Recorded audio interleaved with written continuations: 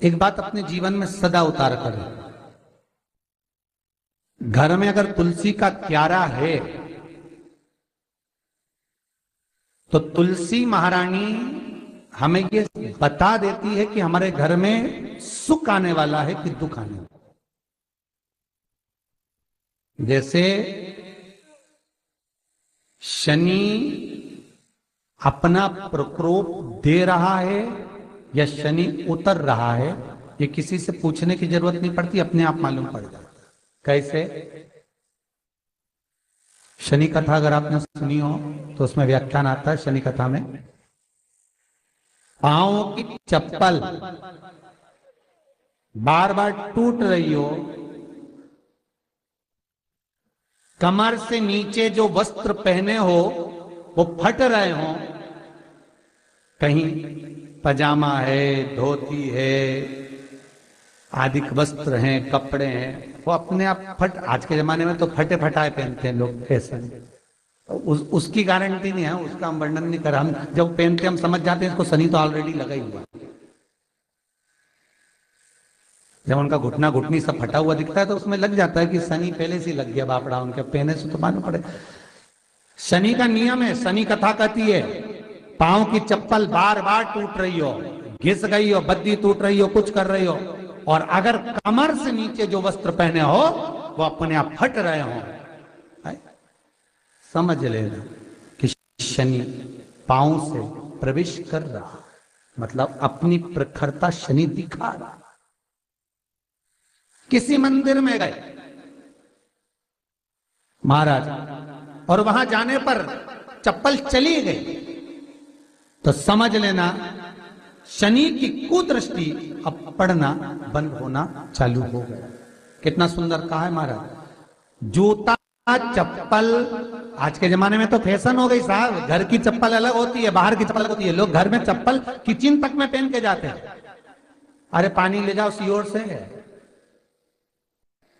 रसोई घर में लोग चप्पल पहन कर जाते हैं, जहां भगवान का प्रसाद बन रहा है, जहां अन्नपूर्णा निवास कर रही है, और पूछो तो करे किचन की चप्पल है तो माथे पे रख लो।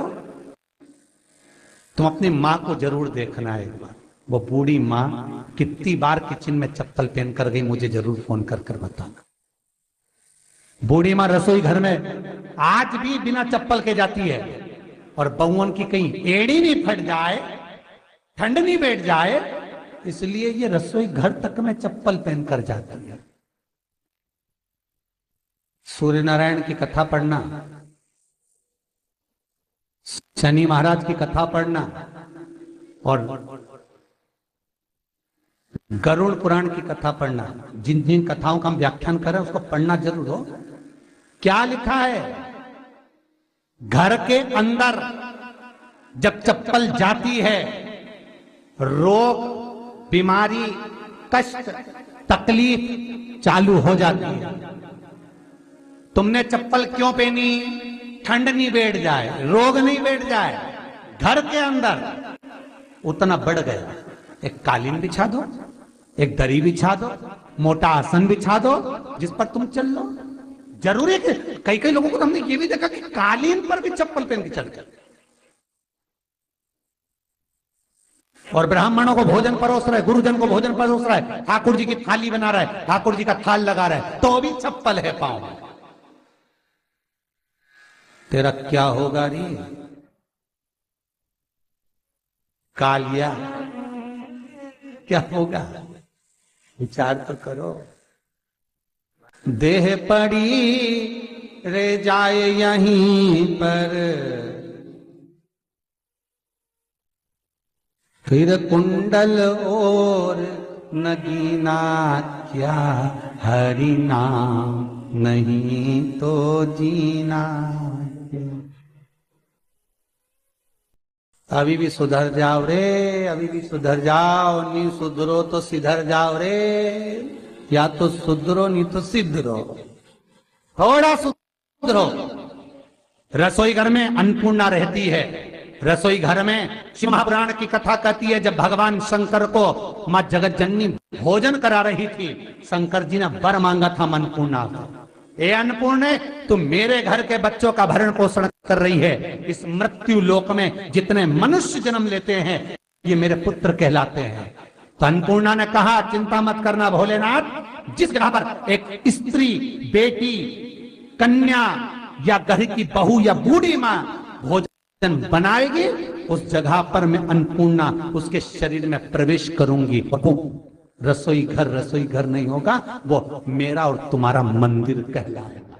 अब मंदिर में चप्पल पहनकर भोजन का निर्माण करना ये श्रेष्ठता है।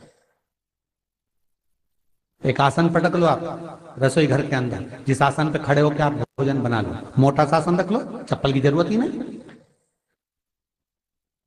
श्रीमद् भागवत कथा कर रही है, तुलसी का मात्र तो शनि अपनी दृष्टि बता देता है। शास्त्र कहता है जब घर के अंदर प्रवेश करने के, जब आप घर में प्रवेश करें तो कोने में चप्पल को उतार दें। बाहर जगह नहीं है तो घर के अंदर प्रवेश कर कर लेफ्ट में चप्पल को उतार दें, और 7 या 3 कदम के अंदर चप्पल उतर जाना चाहिए घर के अंदर में। और उसके बाद अगर चप्पल अंदर प्रवेश कर रही है तो राहु केतु शनि के साथ प्रवेश करते हैं, जिसके घर में बीमारी कभी पीछा नहीं छोड़ती। शनि कथा, सूर्य की कथा का स्मरण करिए, आपको मालूम है, पहचान हो जाता है। महाराज तुलसी बता देती है कि आपके घर की दशा क्या है। बार बार जल डालने के बाद भी तुलसी सूख रही है, बार बार आप पूजन कर रहे हैं, पाठ कर रहे हैं, तो भी तुलसी के दल सूख रहे हैं। तुलसी बता देगी कि तुम्हारे घर में तकलीफ आने वाली है, कष्ट आने वाला है, सूख रही है। किसी ने जरूर कुछ ना कुछ ऐसा है कि इसमें घर में कुछ तकलीफ आएगी, तुमने लगाया फिर सूखी, फिर लगाया फिर। तुलसा महारानी बता देती है कि कष्ट है। और जिस गमले की तुलसा घेर घमोर हो, फलित तो हो, आनंद में हो, तो उस घर में फिर दुख नहीं आता, समृद्धि खुद बढ़ती चली। जिन शंकर भगवान को आप जल चढ़ाते हो, जिन ठाकुर जी से आप लाड लड़ाते हो, जिन भगवान कृष्ण का आप स्मरण करते हो, राधा रानी का आप नाम जाप करते हो, जिस परमात्मा का आप भजन कर रहे हो, कीर्तन कर रहे हो, नाम जाप कर रहे हो, नाम स्मरण कर रहे हो, उससे तुम्हारा एक संबंध होना चाहिए, एक रिश्तेदारी होना चाहिए। और उससे जब तुम्हारा कोई संबंध रहेगा, उससे जब तुम्हारी कोई रिश्तेदारी रहेगी,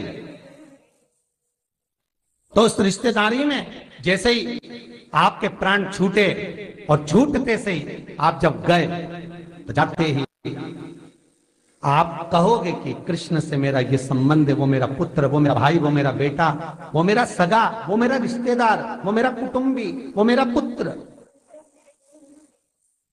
जब कहोगे तो तुरंत प्रवेश हो जाए। महाराज भगवान से संबंध होना चाहिए। कई लोग भगवान को सवेरे से रिझाने बैठते हैं तो भगवान को बनी बनाई बात कहते हैं, ये पाठ कर लो, ये पाठ कर लो, ये पाठ कर लो, ये स्तुति कर लो, सारा बना बनाया। तुमने अपने दिल से कौन सी स्तुति गाई? तुमने अपने दिल से कौन सा भगवान को निवेदन करा, कौन सा नमन करा?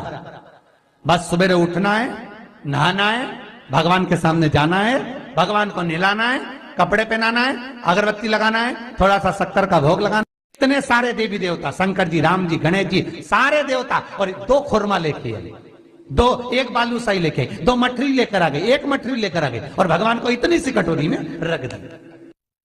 अब बोले, कई लोगों से पूछा, इतनी सी कटोरी में 1 मठरी, 1 खुरमा, और रोज मठरी खुरमा एक साथ नहीं रखती, वो तो आज दिन मठरी का भोग लगा दिया, कल खुरमे का लगाएगी, परसों गुजिया का, परसों पपड़िया का, कोई डब्बे में भरे भराए रखे, रख दिया। और 1 लड्डू रोज लगा देगी, इतना बड़ा। तो पूछा, इतना सा लड्डू और इतने सारे भगवान कैसे खाते होंगे? तो क्या भाव से। तो हमने कहा, तुम भगवान को क्यों? बहुत दुख है गुरु जी, बहुत।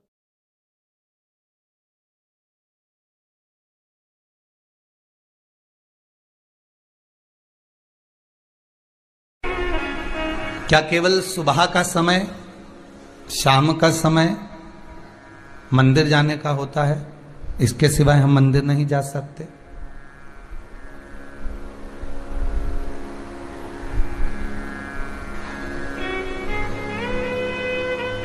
तो एक निवेदन आप सबसे कहूंगा,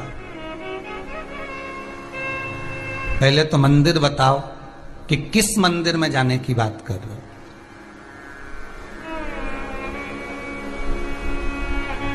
आप कौन से देवता के मंदिर में जाने की बात कर रहे हो।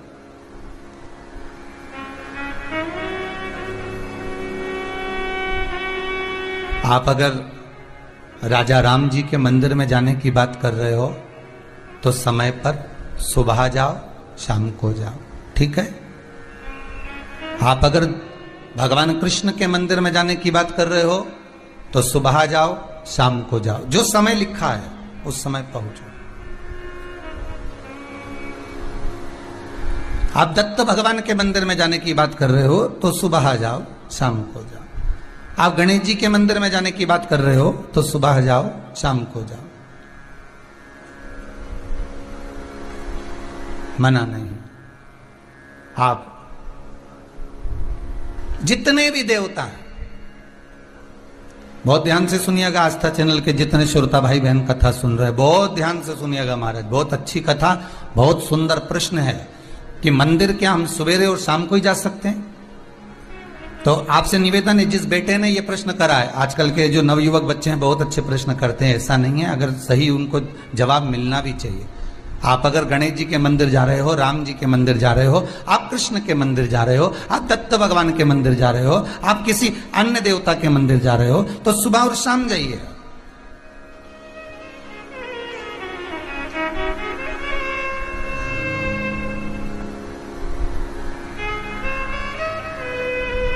पर यदि आप शंकर और जगत जननी जगदम्बा के मंदिर में, दुर्गा के मंदिर में, भवानी के मंदिर में अगर जा रहे हो तो कोई समय नहीं है। क्यों? क्योंकि मां और बाप के रूम में बेटा कभी भी जा सकता है। माता और पिता तो बाहें पसारे खड़े हैं।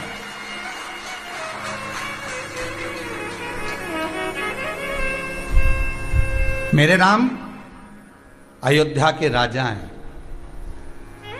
मेरे राम वन में विचरण भी करे हैं 14 वर्ष, पर मेरे राम अयोध्या के राजा बनकर बैठे हैं। तो राजसभा में एक समय की सीमा होती है कि राजा कब बैठेंगे और राजा से कब मिलना है। मेरे भगवान द्वारका के राजा हैं कृष्ण, ब्रज के राजा हैं मेरे बिहारी जी, मेरे राधा रमन लाल जी। एक समय सीमा है कि भगवान कब मिलेंगे, राजपाट में कब प्राप्त होंगे। दत्त भगवान गुरु हैं, साधक हैं, उपासक हैं। एक गुरु के पास, एक साधक के पास, एक उपासक के पास में समय देखकर जाना पड़ता है कि कहीं वो तब साधना में तो नहीं लगे हैं।